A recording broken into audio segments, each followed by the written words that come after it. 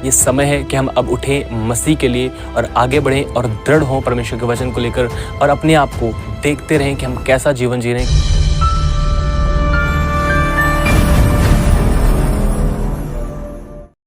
Praise the Lord. आप सभी को जय मसीह की। खुदावंद यीशु मसीह के नाम में एक बार फिर से मैं आप सबका स्वागत करता हूं और मैं बहुत बहुत शुक्रगुजार हूं खुदावंद यीशु मसीह का कि एक बार फिर से मैं आप सबों तक खुदावंद के कलाम को, उसके वचन को लेकर आ पाया।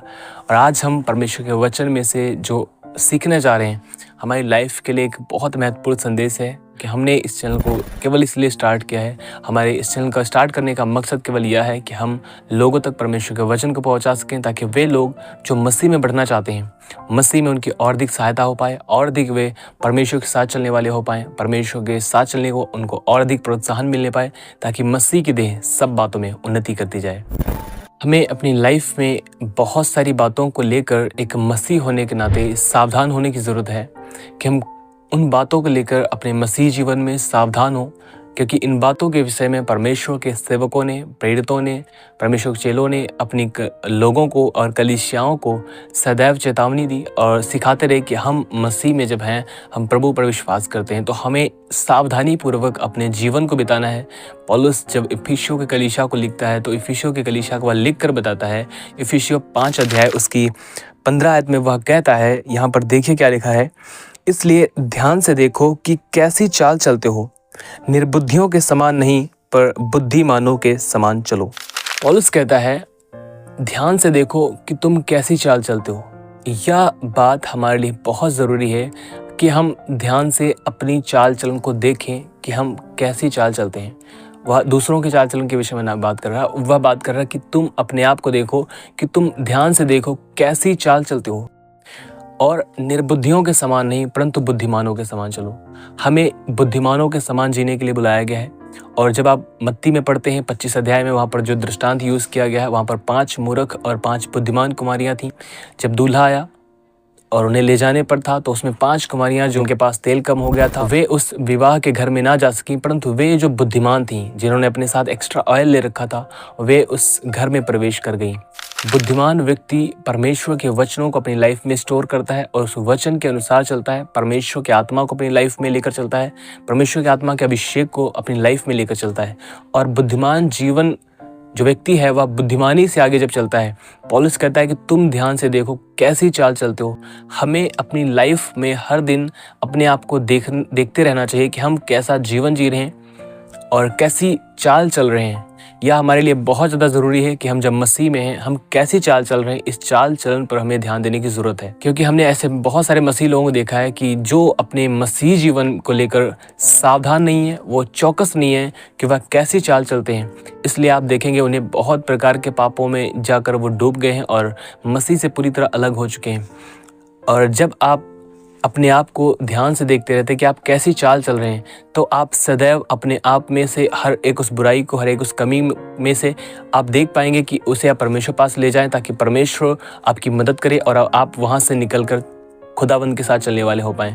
एक बुद्धिमान व्यक्ति की पहचान यह है कि वह अपने आप को देखता, जांचता और परखता रहता है कि मैं कैसा जीवन जी रहा हूँ। वह दूसरों की बात को नहीं, पर वह अपने जीवन को देखता है कि वह अपना जीवन कैसे जी रहा, क्या उसका चाल चलन परमेश्वर के वचन के अनुसार है, क्या वह जो चाल चल रहा वह परमेश्वर की पसंद की है, क्या वह जो बात कर रहा है जिस तरह से, क्या वह परमेश्वर के वचन के अनुसार है। कहीं वह गालियाँ तो नहीं दे रहा, कहीं वो झूठ, चुगली, निंदा और तमाम तरह बुरे कामों को तो नहीं कर रहा, कहीं वह जो देख रहा है वह बुरा तो नहीं है, कहीं वह जो सुन रहा है वह बुरा तो नहीं।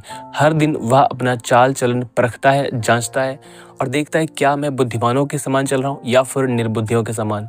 निर्बुद्धि लोग किसी की परवाह नहीं करते। वे परवाह नहीं करते कि परमेश्वर क्या पसंद है, वे परवाह नहीं करते कि हमारे जो वचन है परमेश्वर ने जो हमें दिए उसके अनुसार हमें चलना है।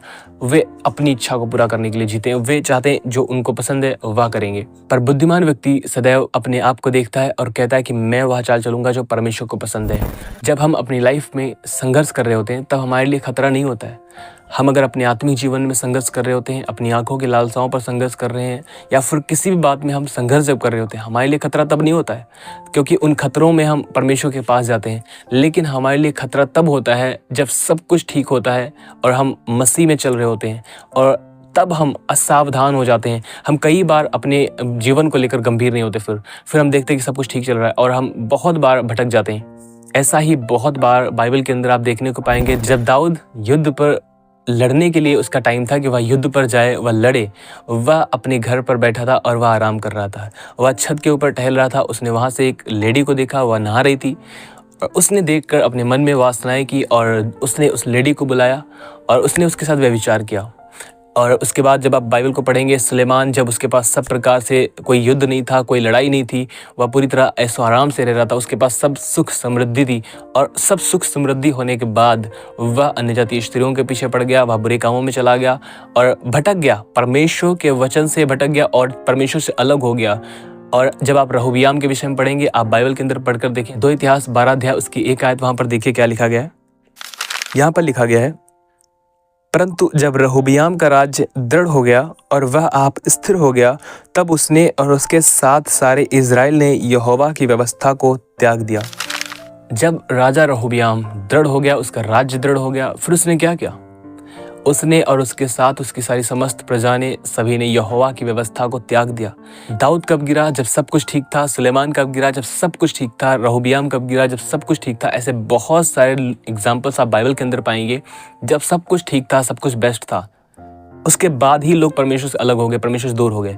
लेकिन जब वो संघर्ष कर रहे थे, जब वो लड़ रहे थे, ये परमेश्वर करीब थे, सदैव परमेश्वर करीब बने रहे, परमेश्वर की उपस्थिति में बने रहे।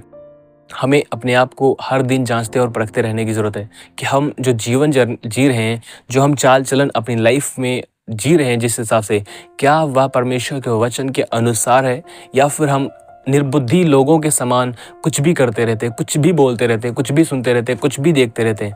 हमें अपनी लाइफ को लेकर सावधान होने की ज़रूरत है, हमें ध्यान देने की ज़रूरत है, क्योंकि परमेश्वर का वचन हमारे लिए यही कहता है कि तुम अपने आप को जांचते और परखते रहो और देखते रहो कि तुम कैसा चाल चलन रखते हो। परमेश्वर का वचन कहता है अपने आप को ध्यान से देखो और यहोवा की ओर फिरो, अपनी चाल चलन पर ध्यान दो। हम परमेश्वर की ओर फिरें कि क्या परमेश्वर के वचन के अनुसार हम चाल चलन अपना रख रहे हैं। कहीं हम वह तो नहीं बोल रहे हैं जो परमेश्वर के वचन की विपरीत है, कहीं हम वह तो नहीं सुन रहे हैं जो परमेश्वर के वचन के खिलाफ है, कहीं हम वह तो नहीं देख रहे हैं जो परमेश्वर के वचन के खिलाफ है। हमें बुद्धिमानों के समान जीने के लिए बुलाया गया है, क्योंकि परमेश्वर का कलाम कहता है, जब वो 5 मूर्ख और 5 बुद्धिमान कुमारियां थी, मूर्ख विवाह के घर में न जा पाई परंतु बुद्धिमान गई। हम बुद्धिमान होंगे, हम मसीह यीशु के साथ जा पाएंगे। लेकिन अगर हम मूर्खता से चलते रहेंगे, मूर्ख लोगों के समान, निर्बुद्धि लोगों के समान जीते रहेंगे, हम मसीह के साथ कभी नहीं जा पाएंगे। हमारे लिए ज़रूरी है, जब हम प्रभु पर विश्वास करते हैं, मसीह में हम आ गए, हमें निर्बुद्धियों के समान नहीं, बुद्धिमानों के समान चलने की ज़रूरत है। जो परमेश्वर का वचन कहता है वह करने की ज़रूरत है। हम अपने आप को जांचते और परखते रहें, दूसरों का नहीं, स्वयं का न्याय करते रहें, क्योंकि हम अपना जब न्याय करते रहेंगे तो हम अपने अंदर से हर एक प्रकार की बुराई को, कमी घटी को हम अपनी लाइफ से निकालने के लिए परमेश्वर के पास जा पाएंगे। प्रभु मेरी मदद कर, यहाँ से मुझे निकाल, इन सब प्रकार की कमी घटियों से मुझे आज़ाद कर, और परमेश्वर हमारी सहायता करेगा और हमें निकालेगा। मैं आप में से हर एक व्यक्ति से कहना चाहता हूँ और उत्साहित करना चाहता हूँ, ये समय है कि हम अब उठें मसीह के लिए और आगे बढ़ें और दृढ़ हों परमेश्वर के वचन को लेकर, और अपने आप को देखते रहें कि हम कैसा जीवन जी रहे हैं, कैसे चाल चलन को लेकर आगे बढ़ रहे हैं, और ताकि मसीह की देह उन्नति करती जाए और हम बहुतों के लिए आशीष का कारण हो पाएं। हम स्वयं ना बचें परंतु हम दूसरों को भी मसीह में लेकर आएँ, ताकि वे भी बचाए जाएं, वे भी उद्धार को प्राप्त करें। सो मैं बिलीव करता हूँ आपने ज़रूर परमेश्वर के वचन के द्वारा आशीष को प्राप्त किया होगा। परमेश्वर आप सबों को आशीष दे। मैं आपसे विनती करना चाहता हूं, अगर आपने इस चैनल को नहीं सब्सक्राइब किया तो प्लीज़ आप इसे सब्सक्राइब करें। इस वीडियो को आप बहुत सारे लोगों तक शेयर करें, ताकि बहुत सारे लोग परमेश्वर के वचन को सुनकर आशीष को प्राप्त करें। और YouTube के ऊपर एक और हमारा चैनल है, जीसस इज सेवियर। उस चैनल के ऊपर हम सारे संडे सर्मन्स, सारी मीटिंग्स पब्लिश करते हैं। आप उस चैनल को जरूर चेकआउट करें। मैंने उस चैनल का लिंक डिस्क्रिप्शन में दे दिया है। आप जरूर वहाँ पर परमेश्वर के वचनों को सीखकर आशीष को प्राप्त करेंगे। परमेश्वर आप सभी को आशीष दे। आप सभी को जय मसीह की।